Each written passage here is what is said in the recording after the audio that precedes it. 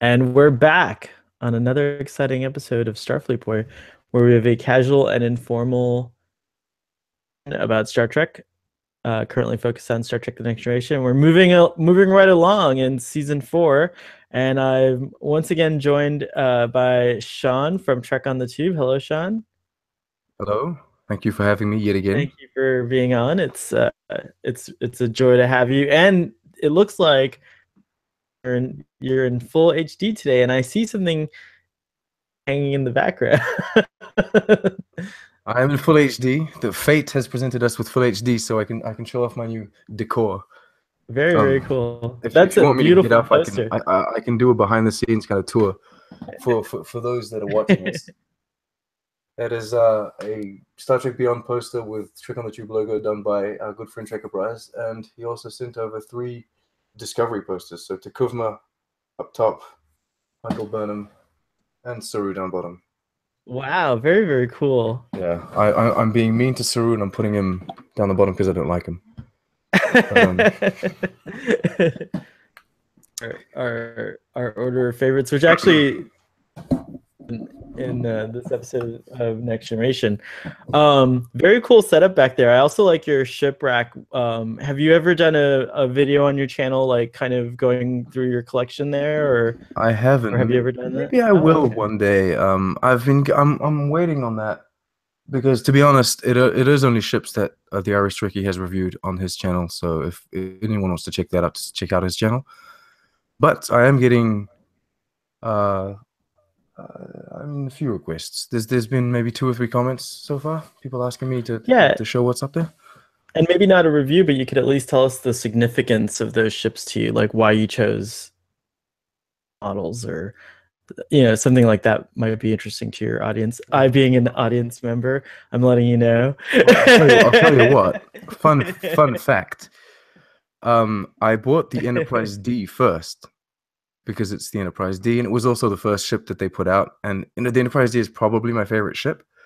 Wow, the Um, D, not the E. yeah, no, the D. And I also got the Ferengi Marauder Excellent. at the same time. Well, I mean, a few hours later because it was on sale, and that was the only reason why I got it. I thought, hey, might as well have 2, and this one's cheap.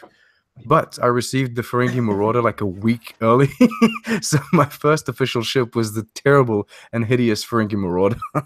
It's pretty cool. That's really funny that the Marauder came before the D, even though you ordered Yeah, I was. it. Anyway. That's really funny. I like that those were that you got those first issues. Like, I guess when they came out, then that means, right? Oh, not so much. Oh, okay. I found someone that was selling them on it was like eBay.uk Oh, or something. right on, right on.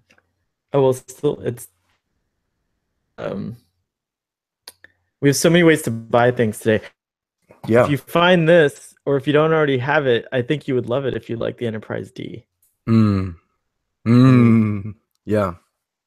yeah, so it's the Next Generation Star Trek Next Generation technical manual, and everything you could possibly want to know about the systems on the Enterprise D My are God. here. And actually, this episode is one of those episodes where this was really handy when I was a kid, because it gave me like a technical reference of this fantasy world. It's also crazy that like J.R. Tolkien like created these like exquisitely maps and like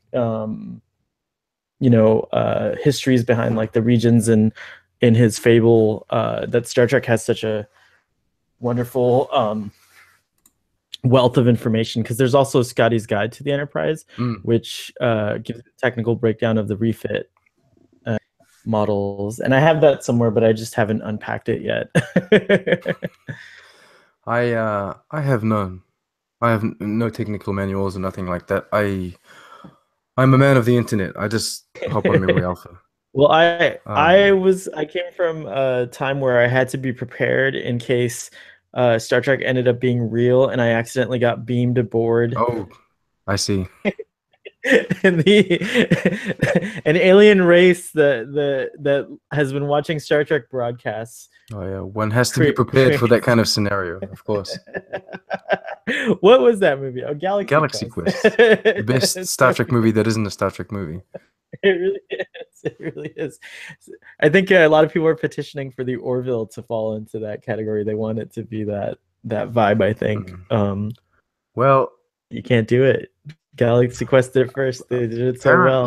apparently there is a Galaxy Quest TV series in the works. Um, What?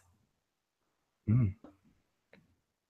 Okay, well, the original idea was to make the television series with the original cast. Um, but Alan Rickman constantly said Way. no and refused and didn't want to come Oh, back, and that's because he hadn't told anyone about his condition. yeah. Um, and then eventually he did say that he would come back if they brought in a younger doctor, so he would transition himself out and transition this younger doctor in, and It's crazy still, how much he cared about that. That's so yeah. cool. Like But he did all that again without telling anyone about his condition, and then sadly he passed away. And so I think the whole project was kind of Mhm. put on standby. But Yeah, I mean his is central to like one of the reasons you love Galaxy Quest, mm, so I could totally understand. absolutely. But What is it, with the Viper recent Stars success, Hammer? with the I recent will avenge you. success of the Orville, I think that that's why we're getting talk about Galaxy Twist again and the Jetsons live action. What? Um, The jet. So yeah, that's pretty good. interesting things, interesting times. Good. I like that you happen to have known that because we don't really do like a news segment on Starfleet Boy, but just as everything on the show, it's casual and informal. So we just did an informal news segment right now, and that was Well, I mean, it's old news. It's you called it olds, but I mean, honestly, it's on Starfleet Boy, we're non-linear, so we could talk about news that was like 7 years ago, and yeah, absolutely, it's like and then absolutely. still, it's still how it is. A new So Star Trek let's. television series, the animated series, has just been released. I mean, wow. I I've always dreamed about I remember I was like too old for this show, but the reason I watched it was because the it was one of the first computer animated cartoon series. It was called Reboot. If Reboot, you have any memory of Reboot, but it was like a maybe little reboot. Wait, I'm just. Hmm? It was one of the first computer animated television series, and it was very simple, like childish kind of plots, but Um, yeah. everything you reference is always Canadian. Why is that so? I'm telling you, I'm Canada's best non-citizen. I think you are the man that single-handedly made all of these Canadian shows work. they You, they you, found you, their you. target audience. They Yeah, were you like, put them in the international market. there's just one guy there who's gonna watch all No, these shows. It's I've so heard true. of that. I've seen that. I remember that. Hey, SCTV is what Saturday Night Live basically spawned from. Like, I think that like American and Canadian television are a lot more closely linked, especially because of the Canadian film industry being so robust and nearby. Like, you can't really Mm. film a lot of things cheaply that are set in Europe unless you go to Montreal or you go to Yeah. Vancouver or you go to like Toronto, and so it's kind of a cool vibe. You guys are Well, very modern day, you get a lot of TV shows are being filmed in Toronto nowadays. Vancouver, Toronto, a lot of them. I know all of the Arrowverse, so Arrow, Flash, Supergirl, Legends of Tomorrow. All of that's being filmed in Canada. that's amazing. Yeah, and the Um, new Star Trek, of course, Star and Trek, of course. Well, actually, breaking news about Discovery, if that's yeah. needed. Yeah. Even though episode will air 3 weeks from now, so it's not really, Well, not but really. we can Okay, talk yeah, about whatever. it. Okay, well, it still will be news, but um, apparently Pinewood Studios, which is the lot that Discovery are using, they have a lot that they fill up with all their sets. Apparently it's full. They've got all their sets, so they're actually expanding, and I think they're gaining more ground and thus building more sets. Which is interesting because they must have destroyed the sarcophagus ship set, I assume. Or they're probably Unless, tearing it down and building something else instead. But I would very much enjoy yeah. seeing other worlds and other planets. So it would be nice if they were building, I don't know, Starfleet HQ, or if they were building. Chronos or whatever. Very cool. Very cool. So Pinewood's famous English studios where all the Star Wars movies are filmed. So there's a Pinewood Studios in Toronto. Toronto, and it's oh wow, I didn't realize that. Mm. That's cool. Done, Pinewood Studios. It sounds like you Well guys done. Success, Pinewood Studios. success. Very, very nice. Uh, That Star Trek Discovery will be from the time that this episode. Hold on, I'm starting to do a better job of like predicting at the point of the release of the Starfleet Boys. So this one is on January 6th. So happy New Year, everybody. No, this one's the 30th. So happy New Year. This is our New Year's spectacular, Oh actually. wow, New Year's spectacular. Well, there you go. You got a colorful poster for your New Year's. Happy New Year's. So happy New Year's to everyone who has participated in Starfleet Boy as well, and thank you for your participation. And then also, of course, happy New Year's to our audience, which we're recording this 3 weeks ago, but you're just viewing this now. Isn't that trippy? Time travel. So speaking of the magic of television, Sean, when did you watch? I guess we're going to talk about the season 4 episode, "The Loss," today, which is a Mhm. Counselor Troi episode. Like, no doubt about it. Heavy Full Troy. on. It's all Troy, full on Troy, as a matter of fact. I think, however, in this episode, I found the B plot to be, or the, if you will, to be very interesting as well. I thought this was Yes. a well executed episode. Give a crack at doing the episode summary. I can Absolutely either not. assist you or you Absolutely not. The episode begins with a pretty the Enterprise is just traveling along, and we see that, you know, there's this opening scene has a session with Counselor Troi and another Starfleet Enterprise crew member who the loss of her husband, and you know it's just kind of like it hits you with an emotion kind of right from the start. I mean, I don't know about you, but I definitely got like, Mm. you know, pretty choked up when Counselor Troy pulls out the crew member thought she had gotten rid of, and for some reason Counselor Troy kept it. It was a music box, and Mm. you know, it was very touching. Something happens, and the Enterprise gets caught in some kind of an anomalous gravitational is slowly pushing it towards string fragment, which would mean basically which has the gravitational pull of 100 suns, and it would mean the destruction of the Enterprise if they can't figure it out. And coincidentally, at the very same time as the phenomenon happens, within, you know, just a few minutes before it happens, actually, Counselor Troi has these like debilitating, to us discovering that she actually loses her ability to sense emotions or anything beyond, you know, anything on the empathic there. And so as we're going through this episode, we have to Deanna deal with losing this, and she likens it to being handicapped, and then she actually submits her resignation to Captain Picard. Meanwhile, Data and Geordi, who are investigating the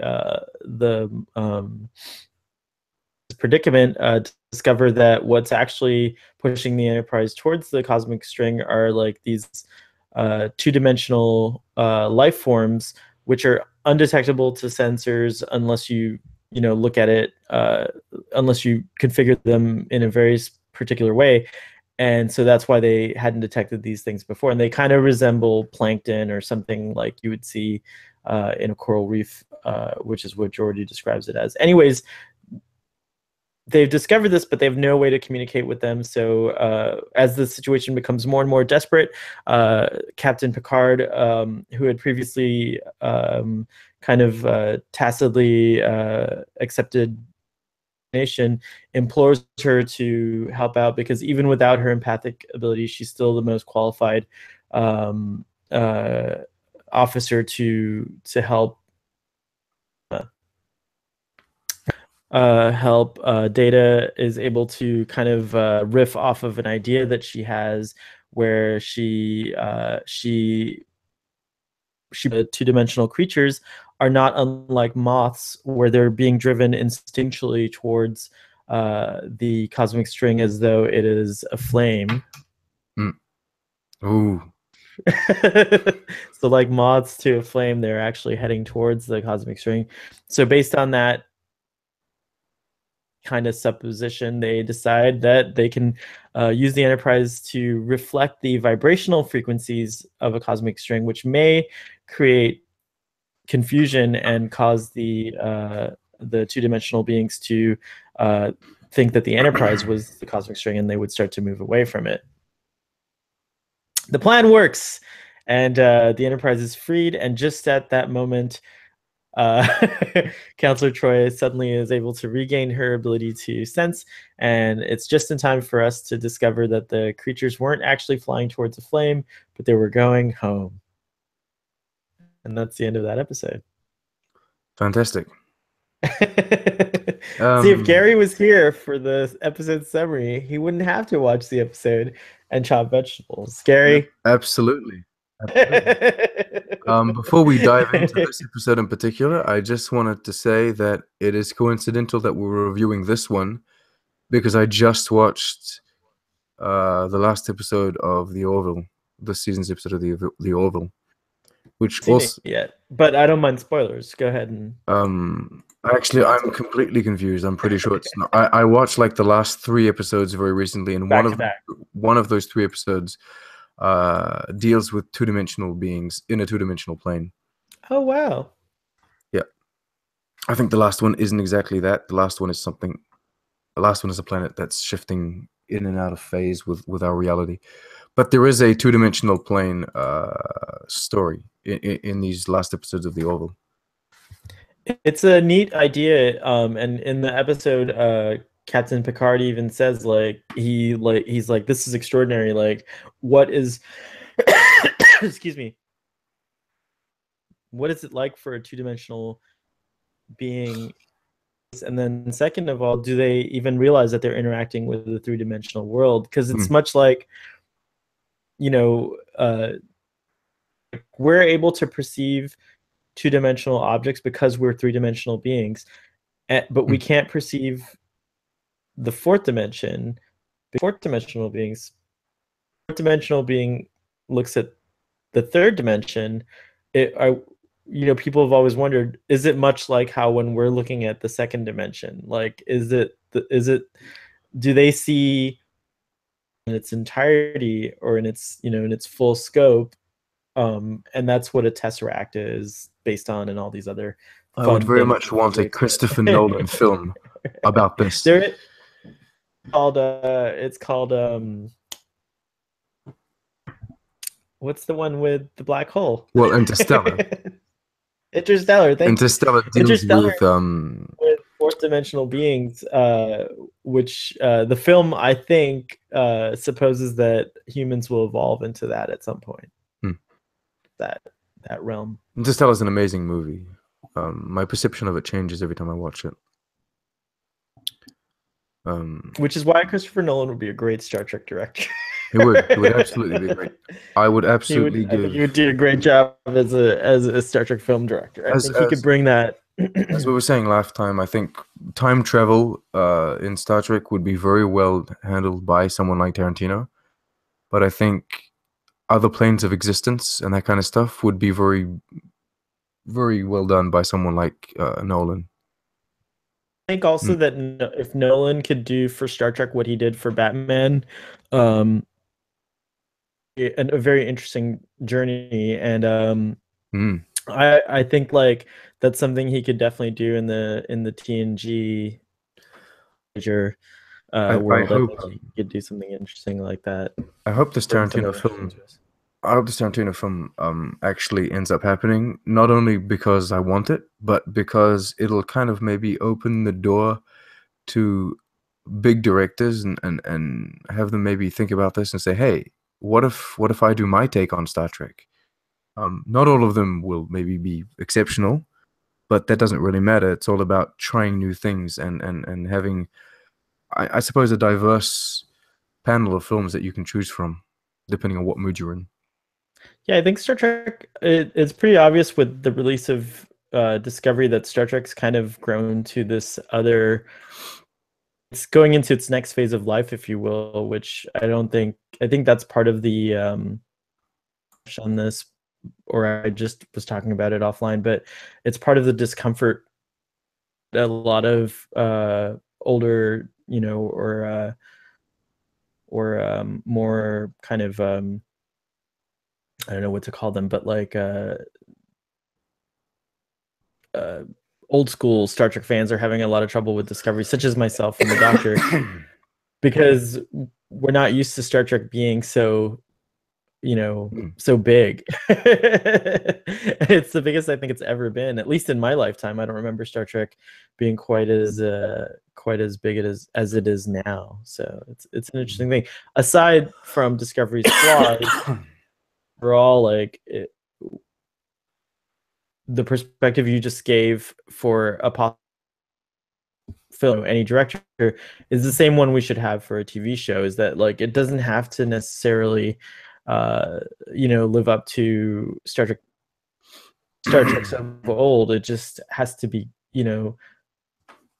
it's worth a try. Like it's cool to keep Star Trek going in some way. yeah, So yeah. Star Trek is all about innovation, um, not only in the way we think, but also in the technology that they create, but also in, I think, storytelling and just production, film directing. And I think it's great if we can keep on innovating and trying out new things. Of course, it would be even more amazing if we could respect what came before as much as possible and stick to the C word canon. Hmm. But That would be, oh yeah, of course, that that would that would be, be the that's cherry that's and the something icing and everything. that there's an interesting video that EC Henry proposed, and I think you and I started this kind of, and I'm sorry I haven't followed up to your last comment on it, but Ooh, the reboot uh conversation. the reboot conversation, and Mm. like the, and I guess we'll spend a little bit of time on it if that's okay, but I definitely want to talk about this episode of Star Trek: The Next Generation. But since we're on this tangent, anyways, we may as well bring it there. It was proposed that Star Trek: The original, Star Trek: The Motion Motion picture. Picture, might be considered a reboot or a reimagining of Star Trek, Mm. and there was some interesting evidence brought upon that even Gene Roddenberry was kind of a revisionist and would have preferred that that Star Trek go in a different direction, and that was like kind of the different direction that he envisioned, and it was a definitely a compelling argument for me, and then posed the question of like, well, taking this into consideration, how does Discovery now fall into visual content? I was focused Mm. more on visual continuity, but like, how is Discovery doing?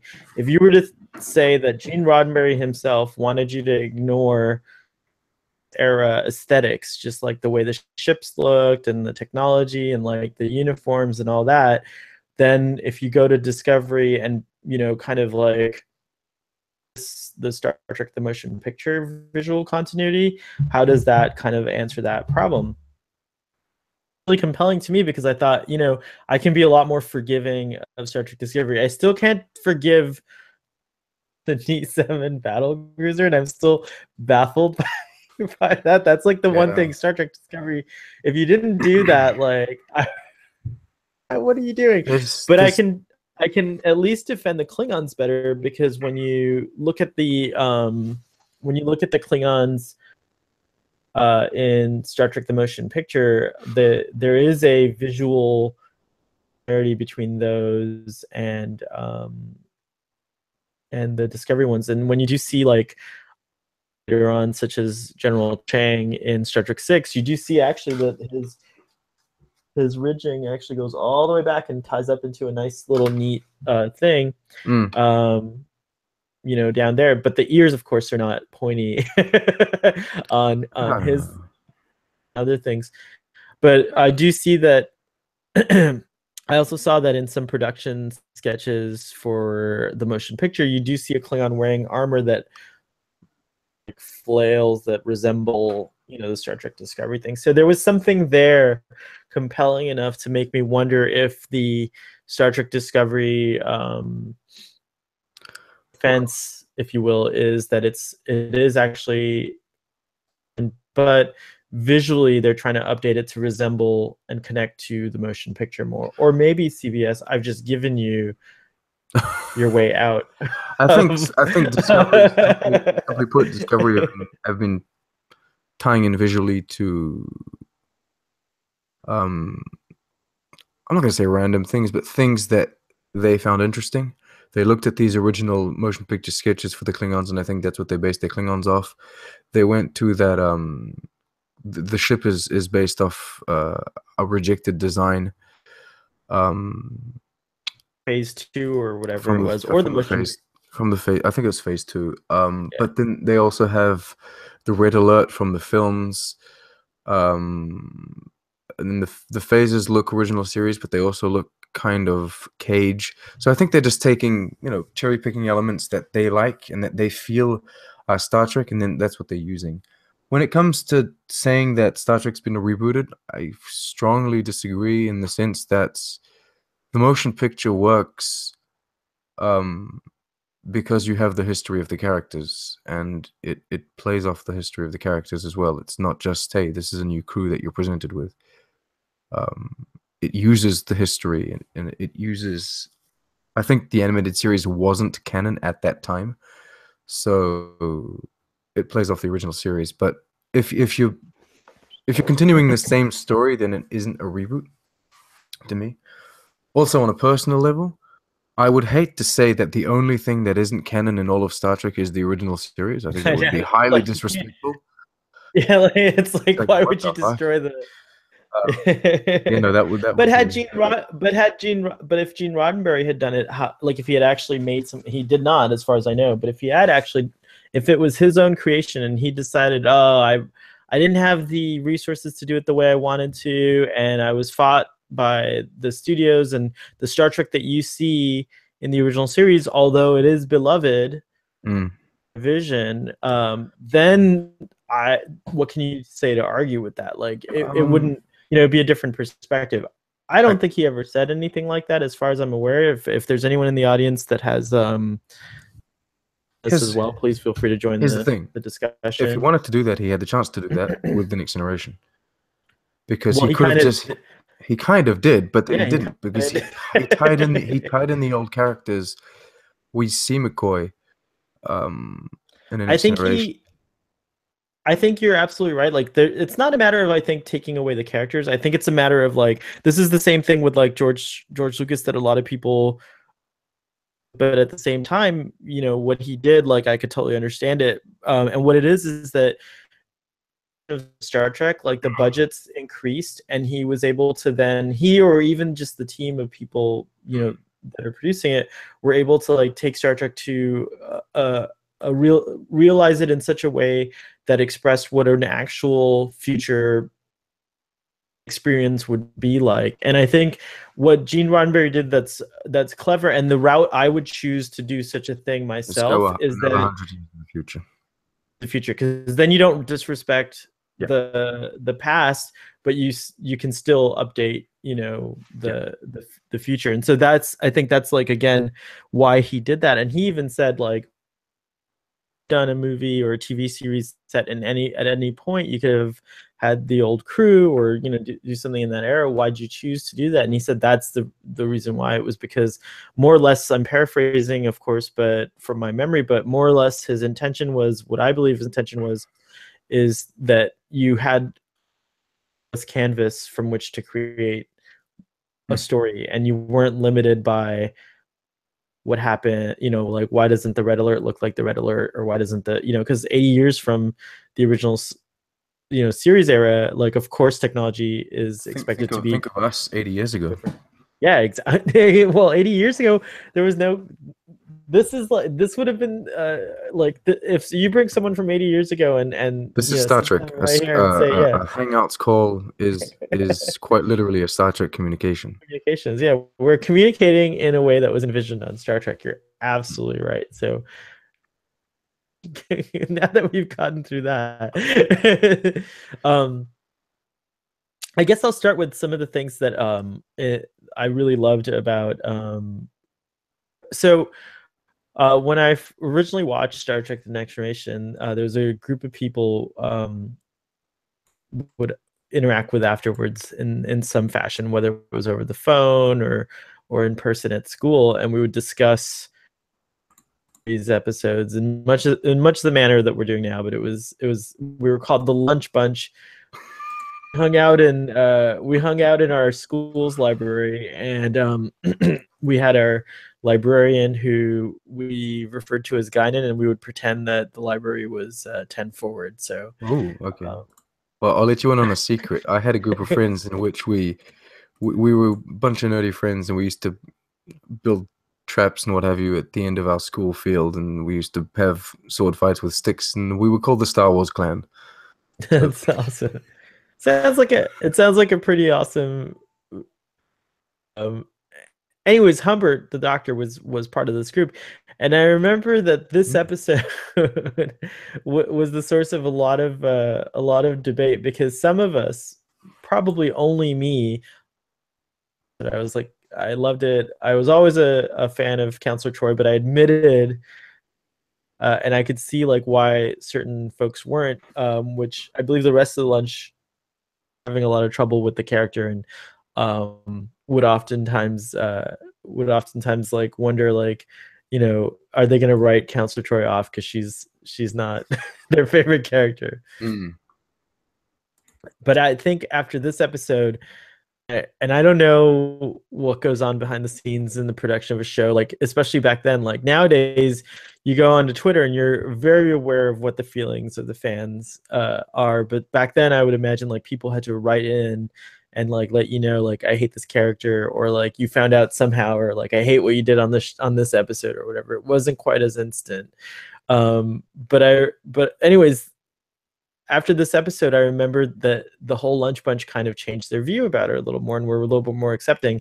And nowadays, with the passage of time, you grow to love these characters just like you grow to love, you know, in a very strange way. You begin to like not present it to you every week, or or what have you. And that's part of the reason why on Starfleet Boy we petition for generation film. That's one of our, by the way, that's one of our missions on Starfleet Boy, Sean. So ah, Google. so where I was going with this is, when I watched it now, I think it's been like probably 10 years since the last time I've seen this episode, because that's probably the last time I rewatched The Next Generation in its entirety, and Mm, not just cherry picked, my favorite episodes here and there.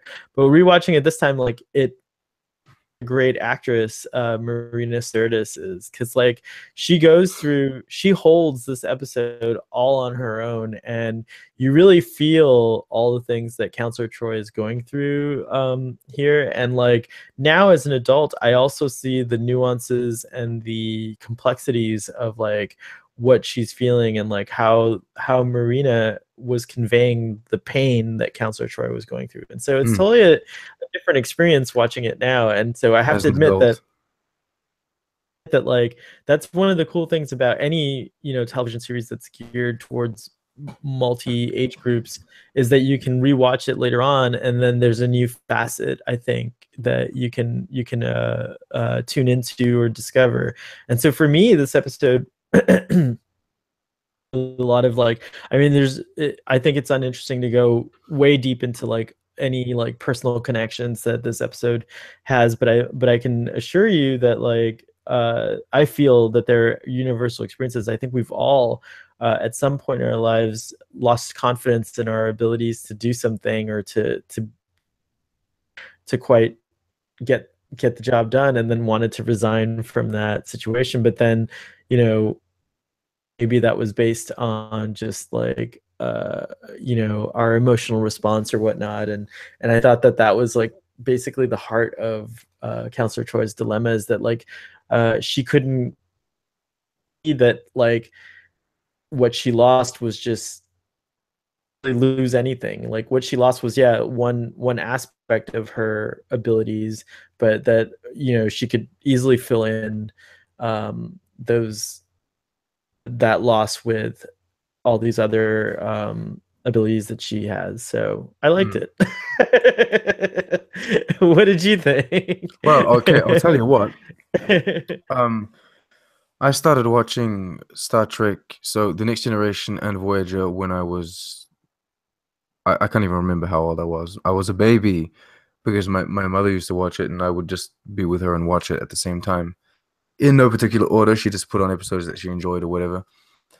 Um, and then we rewatched them when she bought all the DVDs, and so we would rewatch them. And I watched them actually twice because I got fed up with the slow pace. She would watch one every night, and that was too slow for me. So I would take the DVD to my room, put it on my computer, and binge like three or four, then go to bed, and then I would rewatch because she would be behind, but I would rewatch them with her nonetheless. That's awesome. So and now that we're rewatching it with my wife, it's so my fourth time going through the TNG, a third time complete, and then the first was just kind of random episodes. As a child, kind of a teenager, I never enjoyed Deanna Troy. I found her completely useless, and I didn't understand any of the episodes that concerned her, and there was just no impact in any of the mental rape scenes that sometimes she has, and now as we're rewatching them as an adult, my wife and I, um, she keeps on telling me that Deanna Troy is a very important character and that she has some of the most important episodes, and I agree. I think she's an amazing character, and I mean, if I were to put together a crew on a ship, uh, on a show that I would write, I would definitely have a Beta Z on there. A What do you Beta Zoid. think? What do you think accounts for that transition from when we're younger and we're children, we're not really vibing with a character like Counselor Troy, but then when we're older, all of a sudden like something's changed in us, or not all of a sudden, but something's definitely changed in us as growing human, to then now be able to relate to this character more. What do you think? If you could Um, pinpoint it, what do you think I would try to say that you would. I'm going to use it would be? Riker as a contrast for that. As a kid, you love Riker, and I think it's because most of his personality and most of everything that happens with him is external. He puts off good vibes. He's much more based in action. He does things. He talks about things. He asks questions that you don't necessarily know the answer to, and he doesn't either because he's always two steps behind. Um, Deanna Troy is much more internal. Everything that happens to her, um, and they do this because of her empathic powers. Everything that happens to her is always very much internal conflicts, and she always has to deal with things. Even going back to the conflicts with her mother, all of that is very much internal. And I think those are the kind of conflicts that you're confronted with as an adult. Because as an adult, sometimes also you need to keep things in. You need to keep things bottled up to some certain extent to carry on with life. And so I think it resonates more with me. I would agree that the only scene I didn't really like when it comes to her acting was when she breaks down in tears in Riker's arms. I think that crying moment wasn't necessarily the best. To me, I disagree on that one, because to me that Mm. was that was like one of the most poignant moments of the episode, because I was like kind of like the I guess like the kind of emotional journey I was going on, if I have to kind of like break it down, is like in the when Deanna is presented in the beginning of this episode, like I kind of see her as just like her usual serene, becomes like a Godzilla like bitch. Like she's Mm. just like she's just like a major bitch. She's a bitch to um uh especially like that whole scene was so uncomfortable to watch because I could see like I could feel like and I was like, you know, these Mm. actors are so good that I'm like caught up in it like, oh my gosh. Yeah. Like you know, it's like but then I She's so see in mean. that she's just yeah, she's mean and she's getting more and more mean and like her reaction to everyone trying to show that they care is just like to lash out at them. But then I think that's when that moment with Riker to me was great because I was like, okay, you are a nice person, you know, and like there's no reason for you to these are people you've been working with for like 4 years and you're like treating them like total shit. And Mm. so now like, you know, here's the real Interesting how that like, you know, mirrors. Sorry, go on. okay, go ahead. No, no. What does it mirror? Oh, it was just a complete side note. It's just interesting how it mirrors the evolution of Saru in one of the recent Discovery episodes. And I think, you know, obviously like these are themes that I wonder, you know, like how grand is the human storytelling uh um storytelling pantheon here, like what are the different kind of ways we can show how humans are. It is ultimately that's what we're doing in Star Trek is we're looking at ourselves and Mm. like I you know I can certainly relate to being even though there was no reason to be, you know, like and this is kind of like something that like you know was cathartic for me watching this episode. But was sensing is that like Counselor Troi finally let go at that moment of all this like fear and like you know mistrust and like just like this like embarrassment almost that you can't do what your whole identity is to like be this person that they rely on to let them know what's going on a you know empathic level. I mean like think about just alone we forget about the tactical advantage that having someone like Counselor Troi gives you in any situation. Like when you're up against the Romulans, like can you imagine like she can kind of sense the level of threat in a way that you can't. Mm.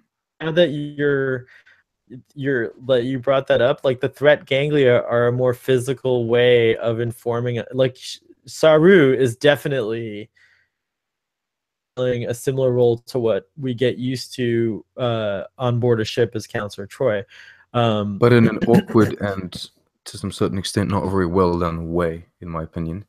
the threat ganglia now become this kind of device that you're like, well, why didn't it go off in that situation? It's Mm. like, which is, you know, like it's the same for Counselor Troy, I guess. Like, here's a situation that was interesting because we turned off her ability, and not only did we recognize how much value she does bring to the ship, and then feel her, like, you know, emotional loss and just you know her why she's breaking down so much is that like when you know that she is valuable to the ship. And so the audience, I think in a way, I think earlier I was the point I was trying to make is that like it was a great episode from the perspective of like showing the value of a character like Counselor Troy to people who may not have seen Mm. her prior to this, because you do realize, oh yeah, she can do all these like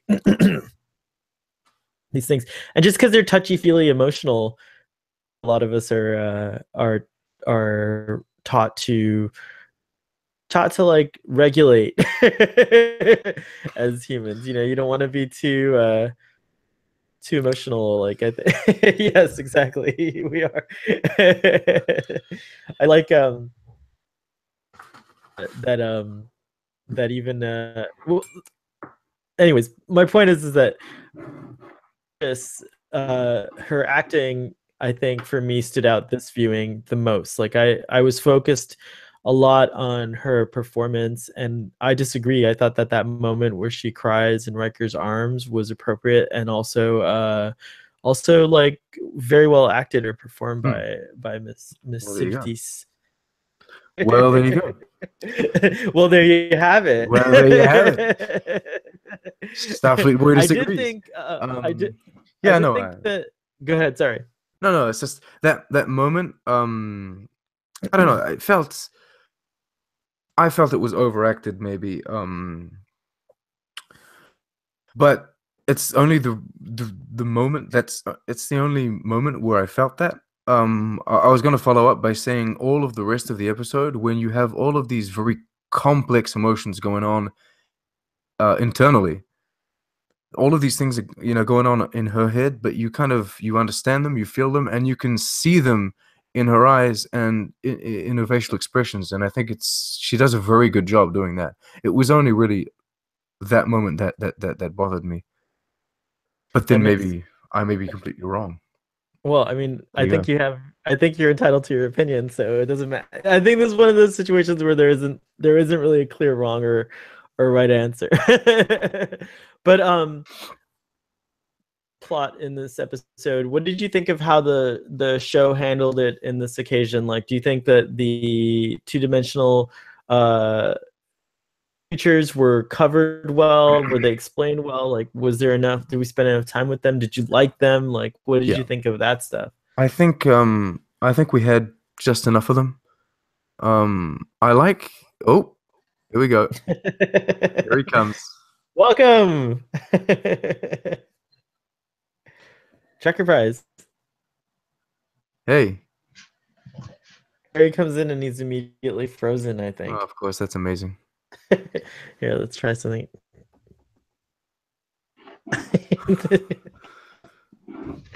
Hello. There Well, you are. what an Hey, entry. start recording your audio separately right now too. Recording. It's pretty cool. Wow. I'm recording now. Okay, excellent. Yay! We were just talking about, to bring you up to speed, we were just kind of talking about at first Marina Sirtis's performance, the believability of her plight and her dilemma. Also, just a few things about human nature that you're just gonna have to go back and listen to. I don't think I can recap those very easily. Oh no. But we were moving into talking about the two-dimensional creatures that are in this episode, and my question was, did we spend enough time with them? Were they fully realized? Like, did you like them and all that? And Sean was just about to give us his thoughts. Go on then. Okay, good. I was waiting for your approval. Carry on. Everyone goes before me, so Okay. Not that I want to have a final word or something, just I think I don't know. I think two-dimensional beings are something that is it's like a very interesting subject or theme, but considering they're two-dimensional beings, we don't really know how to perceive them or show them on screen. Which means that making an entire story about them may be complicated. So I think that in this episode, they kind of handled the B plot is really a B plot. It doesn't take that much space, and it really is just to say that the ship's slightly in trouble. And so I think it was very well executed. I think that it takes just enough space to interest you, but doesn't go too far as to not make sense anymore. Or no, I think it's good, and I think the way that the situation was resolved, with Deanna Troi helping Data, even though she's changed, I think that was a great thing too. Yeah, I really like that scene. I love how Data's like, no, go on, counselor. Like, you could tell he's like totally inspired by Oh her. yeah, no, he's It's inclined probably to rare listen to more. It's probably rare for Data to be that at this point, because he's usually the one with all the answers. So he's like, oh. Well, the only partner that he can really bounce off like that with is Geordi, because I mean, I always say that Geordi is the best engineer in Starfleet. I assume he is. He's chief engineer on the flagship. On the flagship, yeah. So I can only imagine he's the best. He's the best engineer on a ship, at least.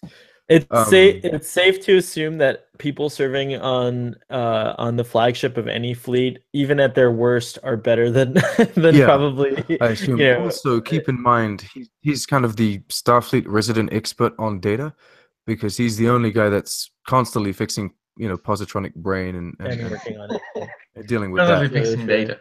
Yeah, so I mean, to me, he's kind of the genius mind of the Federation. So data only rebounds off him and is usually intrigued by what he has to say. So it was great to see It's that very he true. was Very intrigued by true. something that Deanna Troi says. Good moment. What do you think? What do you think, Gary?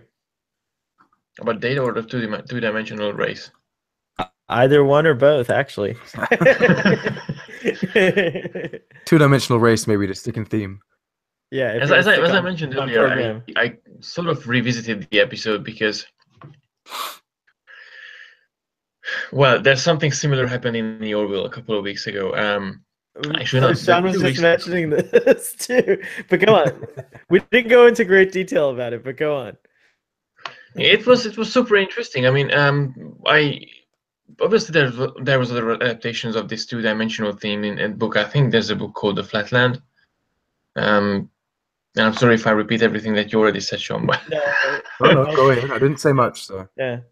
so I think that was the one, and I because when I did the episode reaction 2 weeks ago, I was like, oh, wow, this is actually hilarious, because I remember the Enterprise D actually stuck in this place, and the similarity between the two episodes was actually really interesting. And how they executed the two-dimensional race in the Orville was somewhat more. There you go. I'm talking about the Orville, not in the Next Generation, but it was really interesting how they executed the race itself, and in the and watching now the TNG episode and actually thinking about how they didn't,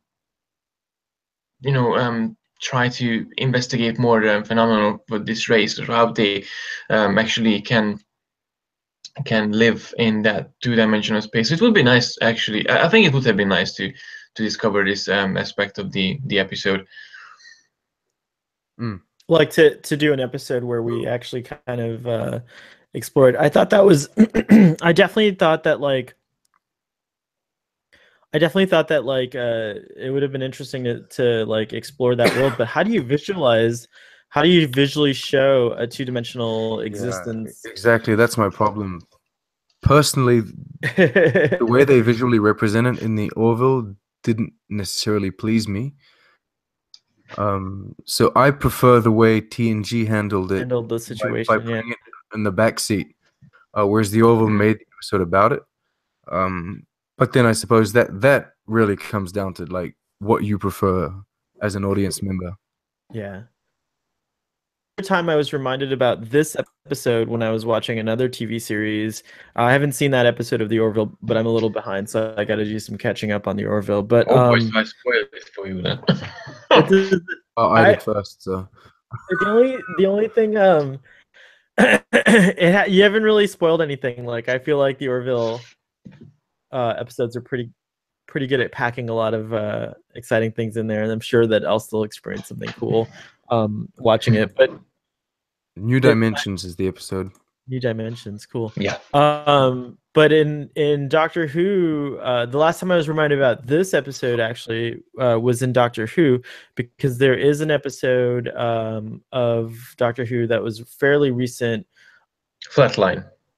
Right, correct. Flatline, where the Doctor season 8. Season 8, yes. Yeah. Yeah, exactly. No, that episode it also shows two-dimensional beings and how they're interacting with the three-dimensional world, which kind of reminded me of this one, because even though these are two-dimensional creatures, they're able to have influence over the world as we know it in the third dimension, which makes you wonder like about things like ghosts and all this kind of shit that shadows, like a Nashavarada. People or whatever that no one can explain. It makes you wonder if you take these science fiction ideas and kind of like apply them to those mysteries, would there be then something there that we humans one day in the future can using technology can access? And so it's kind of a cool idea in general just to think about, and creepy. Mm. When you look Good at creepy, it though. from yeah, I guess. Mum, the wall's trying to say something to me, but I don't understand it. My best Doctor Who. It's better than a crack in the wall. A crack in the fabric of the universe.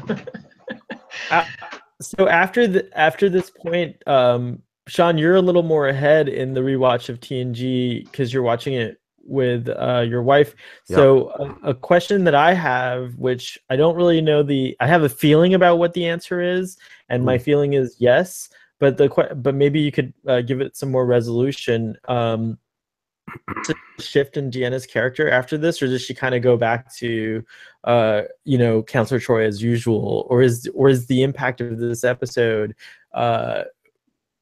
like we see moving forward changes her character, or even the way that you related to her character post this episode? Notice a change happen at there's no this episode. Maybe I just didn't notice it, didn't pay attention. It's just, as I said, rewatching the series since season 1.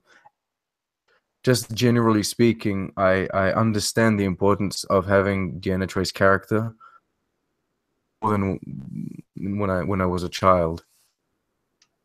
But these kind of episodes do help me understand that a lot more. I don't know if it changed her character after that. Yeah, I'm trying to remember, because I a lot of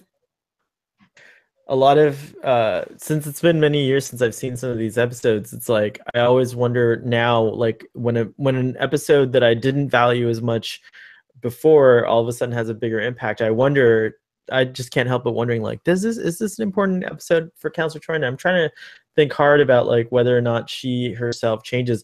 The change that I can remember in her character is that she did go from at one point being like, at least feeling to me like, to someone who now fit in the crew a lot better. And I think that maybe that after this episode is like where I started feeling that, but I don't know. I guess I'll have to answer that question for myself as we move along in the discussions. I felt she was awkward, but she was awkward when everyone else was awkward. Mainly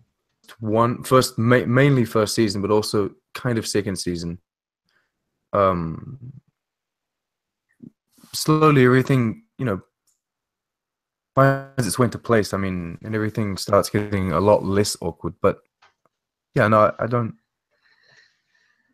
don't have any specific thoughts like that about Deanna Troi.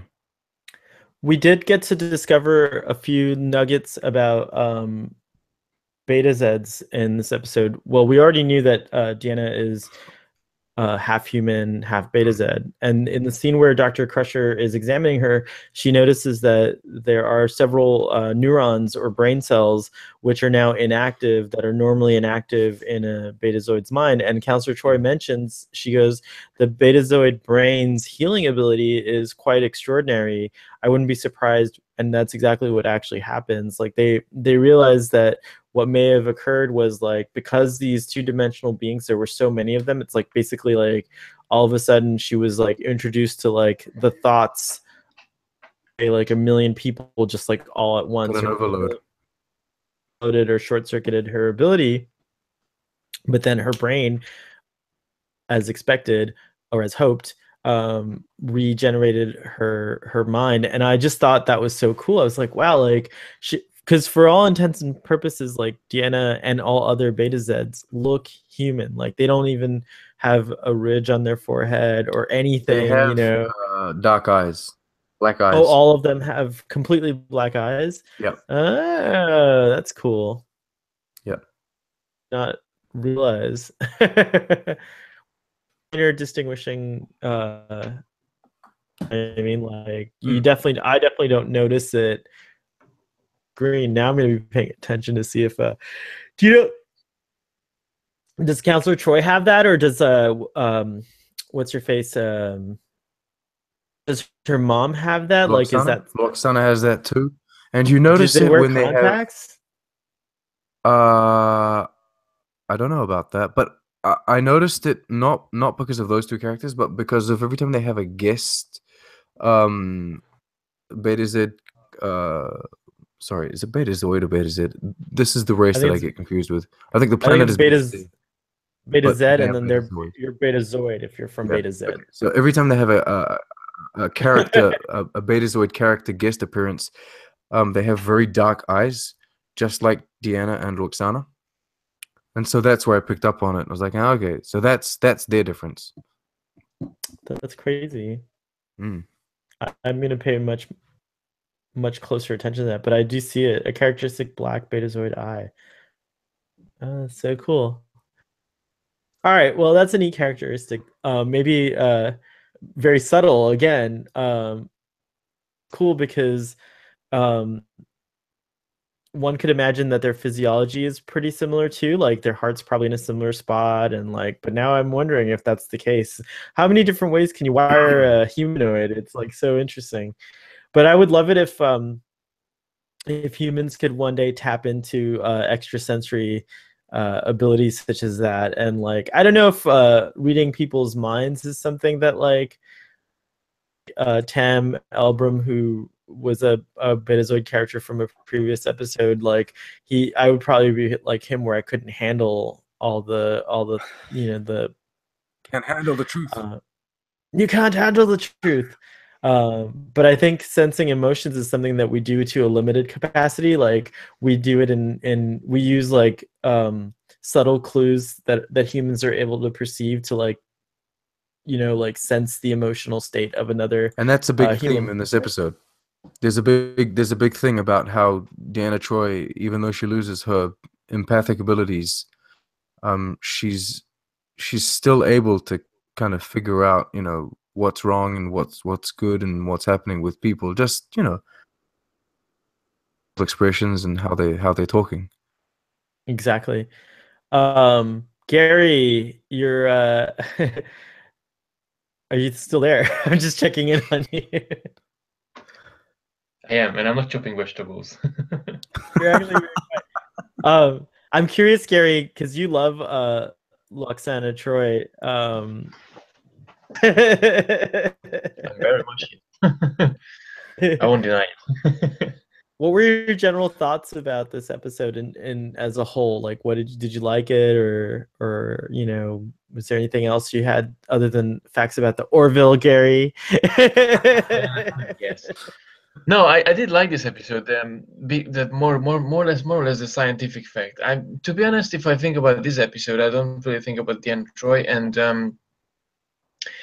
somehow it bothers me how Deanna became a little bit of and sort of, I don't know. It just, she blamed everyone, and she even had a fight, let's say, with Beverly. Like, you don't even know how it feels like when you've lost everything, and you don't even know how I feel like. I don't even know how you feel, and you don't even know what does it mean when you miss everything that you have. And Beverly didn't even know anything about that. I mean, human beings have to live without all this sensation, and if a Q lost his power or something, they kind of miss it. But Diana was so overacting in this case. I think I felt that she was a bit more. Do you feel like that was Deanna was overacting, or did you feel like maybe that Marina Sirtis performed it not how you thought was consistent with the character? It was a really it was Deanna Troi, not Marina Sirtis. I think it was Deanna Troi. So you think that in this situation was overreacting? But Gary, like, I think that in the show, I'm curious what you think, but in the show, like, she compares it to being disabled. Like, she's like we can't know what it's like to lose. I mean, I like the one scene where she describes to Riker, she says, all I see right now are flat surfaces, like nothing has dimension to it anymore. and like we can only imagine what it's like to have an extra sensory ability, like, you know, reading minds or reading thoughts or whatever, right? But like if you did have those things and they were certainly taken away with you from you, for example, if we all Naked. suddenly went, what's that? You'd feel naked, Or you would feel like powerless. powerless, or you couldn't function anymore. And I've seen actually people who have lost like hearing, for example, is something that's very common. I've seen this in like, you know, the older generation of my family, and when you talk to them about it, I almost got like similar. I feel like Deanna's reaction was actually pretty real, because I've seen people get defensive like that, where they're like, why are you asking me about this? Like, you know, I'm not disabled, like I can hear, like, you know, and it's very defensive and like things like that. So I think that like I think that I agree with you 100% that she's over the top in terms of like, I described it as being a bitch, but but I do think that Well, like it's like a real reaction that some people, I don't know if I'm the kind of That's it. person that would have, Here's but the I do thing. think it's a real reaction that some people would have. I think all three of us disagree with the way she reacts, but the same way we would disagree to someone in real life reacting that way. It's a real life reaction. We don't agree with it, but it's a real, we don't understand it necessarily, maybe, but it is a real life reaction.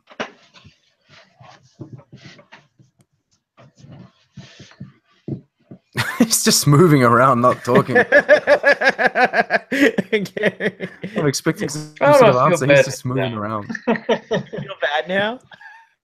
Is that Well, what you yes. feel bad? No, actually, you know what, Carrie? Poor girl, going through a lot of problems, and no, you turn on my camera. Poor girl going through. Why?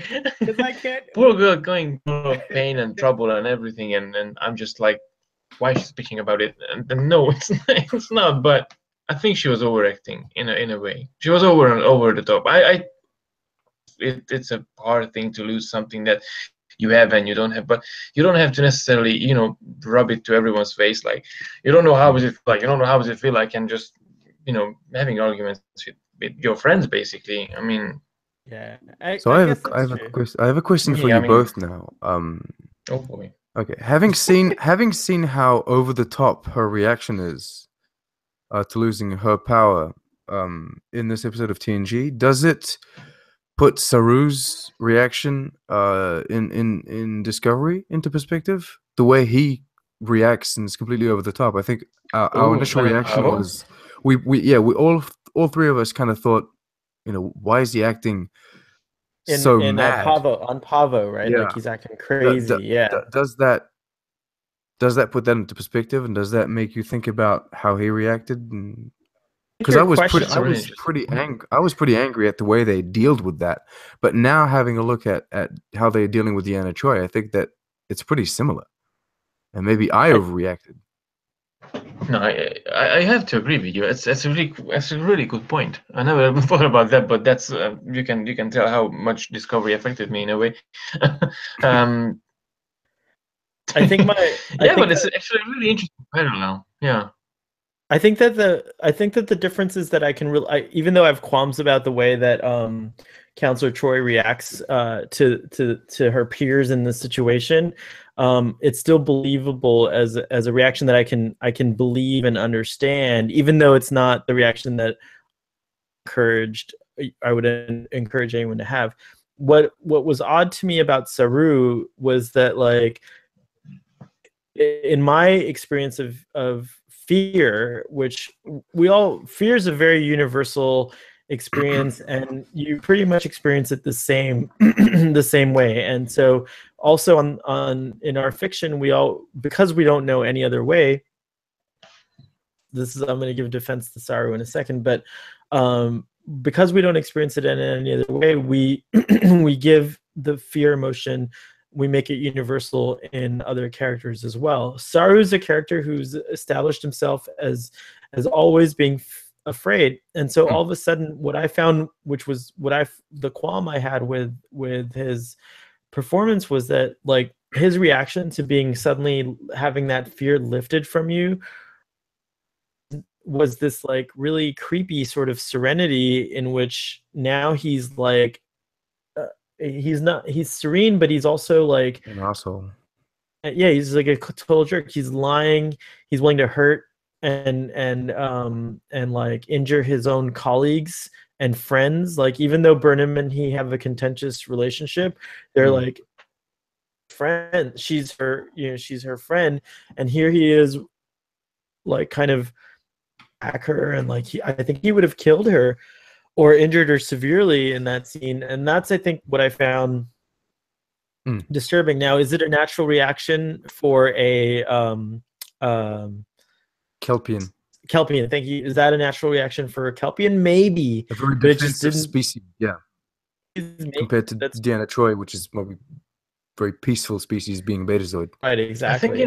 I think in Servo's case it was a bit different because he actually felt a loss, but he was angry. He wasn't just dealing with the loss of Captain Giorgio and all of his friends. Basically, he lost in the Battle of the Binaries, but he was angry. The war because of Burnham, because basically the war and Burnham took away a lot from him, and that's why he was so protective against the Pavon and the Pavons and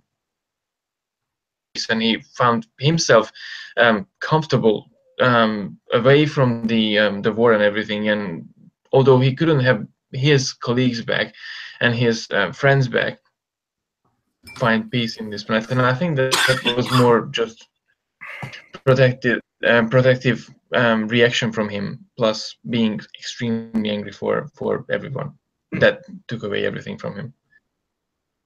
Although I do think that it is. I do think that there is a fair. It is a very interesting thing that this episode now sheds this kind of like has us discussing this about Star Trek. But ultimately, I don't think the writers referenced this episode when they were like creating the dilemma. I wouldn't think so. This is us fans filling up the gaps between facts and. This is just us drawing conclusions and we're waxing parallels. Philosophical as we tend to try to make sense what they discovered. That's it. I guess I don't really have anything left on my list to talk about this episode. I think we covered just about everything. Well, I do. Do you? Oh, good. Okay, let's hear your voice. I have one thing to say, and it's probably the most important thing to say. I would like to say Guinan, absolutely fantastic in this episode. She only has one scene, and I want to say that not only is the acting spot on, but the way the character is written is the scene when is the scene when she actually asks Deanna's like, okay, the position is still open. Exactly. Better hours. Because at first you feel like she's using this reverse psychology, like, oh, I'm gonna be counselor because now it's open and then so Counselor Troi feels like she feels like she's superior in this context because she understands the reverse psychology. She that's her job. She knows what's going on. So she calls her on it. She says, hey, you can't, I see what you're doing.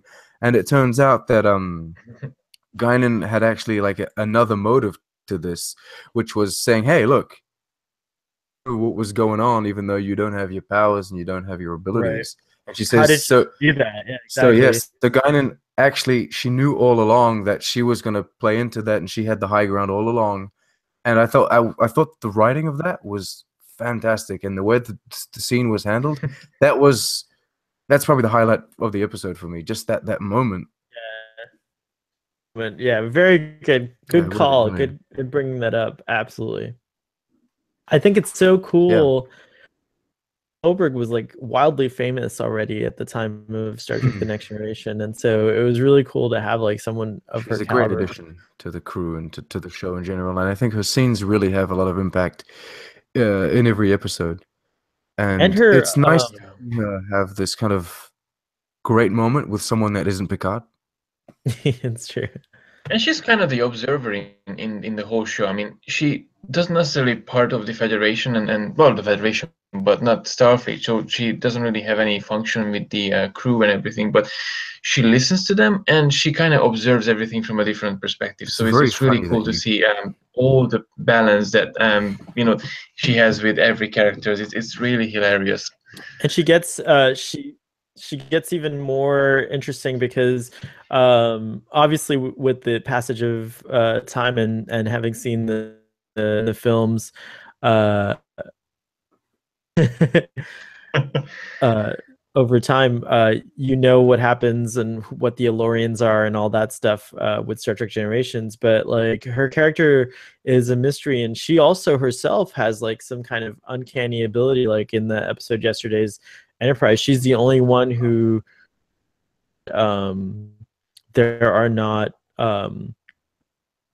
timeline. She has somehow an anchor into the prime timeline. So we need Guinan that that line discovery set in. We need, and if I'm not mistaken, Guinan's alive around this time too. Yeah. She could appear on Star Trek Discovery. Well, I mean, yeah, I don't know. Whoopi Goldberg's not looking quite the same. Oh, we can fix that. Yeah, fix that in post. We have the technology. Like, Yeah, I think a tell lot tell of me anything. actors, I'll put it together. like for example, it's a really good thing that you brought up. Like, with great reverence and all due respect to the actors who played these parts. Unfortunately, your characters have abilities that you as a human do not. Like, for example, Data can have a lifespan of like thousands of years, and Yep. also Guinan is a character who's very long lived. So unfortunately, you can't. Whoopi Goldberg just physically can't, no matter how much preparation she does for a role, she cannot successfully live for 300 years and stay looking Look, age. So I if we think new TNG film, let's say, I am a proponent, and I hope Brent Spiner is for CG Data. absolutely. So I for think, example, well, I mean, Data, come on. Well, by this time he can play his Before. No, I would really enjoy to see that. I would love to see CG Leonard Nimoy. I'd love to see a CG Brent Spiner, a CG Whoopi Goldberg. I think it would be great. So basically, you want Yeah, to I see think a so too. 3D version of Star Trek, big Star Trek. Yeah, well, I mean Avatar almost, but no, I think we are in an age where we can do that kind of stuff, and I understand, that maybe actors don't want to continuously go back to those roles and play those characters over and over again. But it would be nice to have them back, at least voice Right. the CG representations of themselves. That would be amazing. In certain instances. But even if Brent Spiner doesn't want to, I mean, I would be if I couldn't convince Brent Spiner to come back. There's the guy who plays Isaac on the Orville, who could just totally like no one would know the Mark difference. Jackson. Yeah, it would be cool. Of course, we want Brent Spiner. That would be the ultimate. That was a really good point that you brought up about Whoopi Goldberg and Guinan, the character. Were there any other points to bring up for this episode, Gary or Sean? Well, that's it for me. I would have one question. We talked about Guinan. Would you think out of the episode, but would you say the performance of Guinan and the performance of Whoopi Goldberg was implied, or she was playing herself all the way along? I'm sorry. So how much understand. Whoopi Goldberg was in Guinan? How much Whoopi Goldberg was in Guinan, or how much Guinan was in Whoopi Goldberg? Okay, so Go ahead. you're kind of asking in the same way. What's his name? The Grand Master in Thor Ragnarok. Jeff Goldblum. Jeff Goldblum. So Jeff Goldblum in Thor Ragnarok is essentially playing Jeff Goldblum. And you're asking if Whoopi Goldberg is playing the role of Whoopi Goldberg but on a starship. Is that what you're asking Yeah, me? technically yes. I don't think she's a I lot don't think like. so.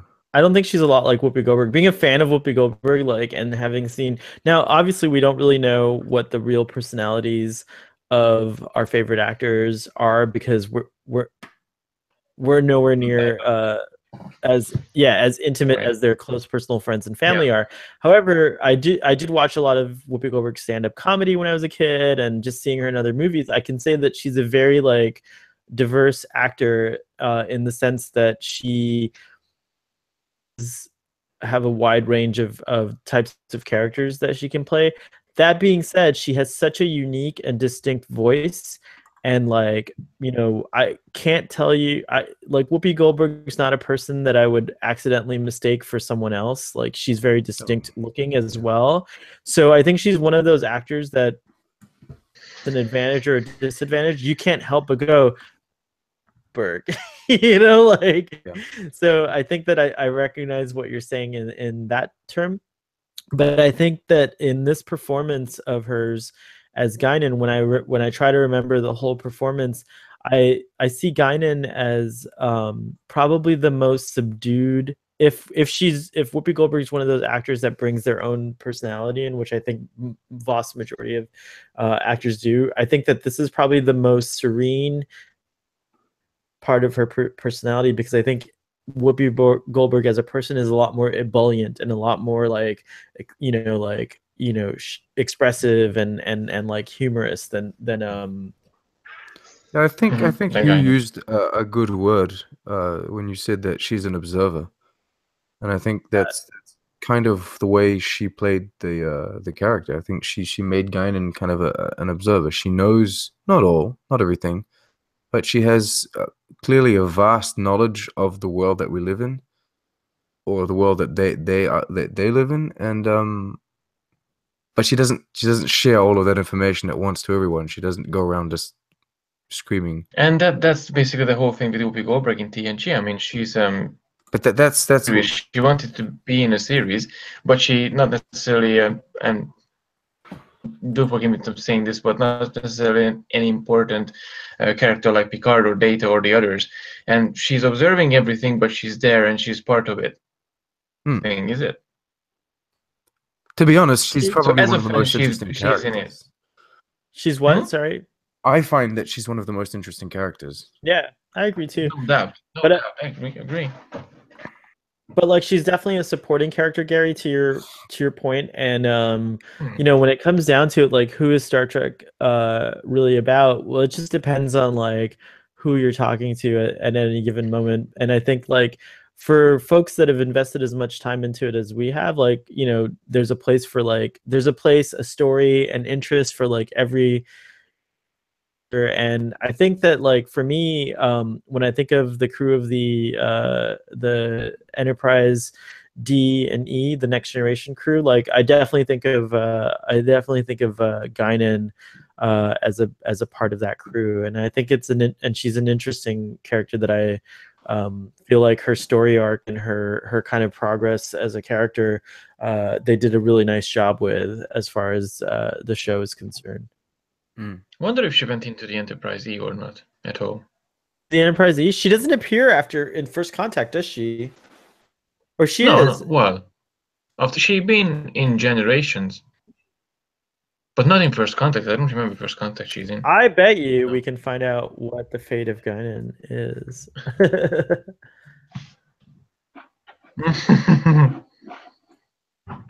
Let's find out what the internet says about it. Guinan on Memory Alpha. So I like Memory Alpha because like any wiki, it's set up where you get like a little bio of the character. There's a lot of cool episodes coming up with her. Sure, and let's see here. Wow, that's a really So comprehensive article. the only Elorian that we see, um, apart from Guinan, What's his Soren. face from Generations? Soren. Yeah. Dr. Yeah. Dorian Soren. And he's Yeah. the only Elorian that we see, right? Other than like Of the we see those other ones on board the get to see interact with Laco. them. He's the only other Elorian. No, sorry, I think Mhm. DS9 has an Elorian. Oh, okay. Yeah, there's an Elorian played by, I remember this episode. He's kind of a charlatan actually. he's a bit of a con man, and he uses the ability to listen and like his abilities for kind of like not so good things, which is kind of cool. He's played by Prince Humperdinck from The Princess Bride. Oh, Martus Mazur is what Memory Alpha was telling me. Oh, yeah. Okay. Yeah. Humperdinck. Last appearances at Riker and Troy's wedding. Hmm. That's as far as chronology goes. Okay. Interesting. I would love to know. I would like to see more about Elorians, not just Guinan, just their race in general. And it would be really interesting because they would be intact in the Star Trek Discovery TOS era. So it'd be interesting to visit Eloria or something like that. So if you guys out there at CBS are listening, here's a free suggestion from Starfleet Boy and crew. I think they're listening to a TNG discussion. I've had some really interesting people come forth and reveal that they're either somehow connected or involved with the original era. So I don't know if I'm allowed to just say who it is, but then like you get like some little hints that people are listening. So I can't assume they're not listening. I have to be positive and assume that everyone listens to Starfleet Boy. The world listens. And on that note, we're gonna go ahead and I'll go first so that Gary can go last.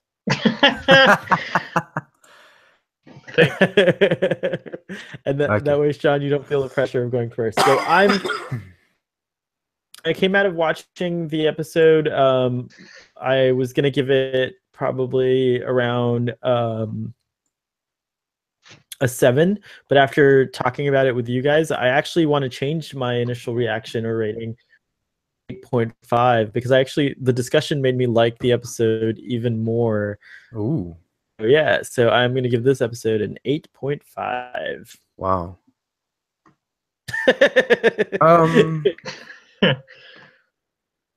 It's like, wow, whoa. I'm probably not gonna go that high. I'll give it a solid 7, I think. Nice. Yeah. You're up, Gary. Yeah. Oh my. I totally forgot about the episode because you started to talk about Guinan, and that made the best out of the whole episode actually. And Guinan only appears for 2 minutes or something. Yeah. I think Got like a 2-minute scene or something. I think I'm gonna go with Sean. 7. Okay. 7. Did out to about a 7.5 using my Starfleet Yes. Boy math algorithm. That's so accurate. Well, as you can see, it changed from daytime to nighttime here at Starbase 47.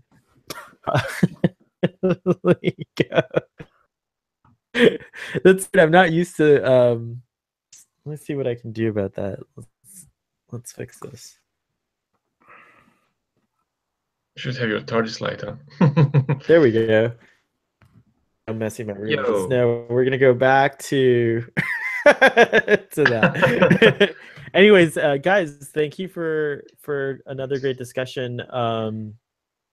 I really think we covered some interesting things. I would love to know what the audience thinks. I would love to hear your feedback, guys. And until next time, live long and prosper.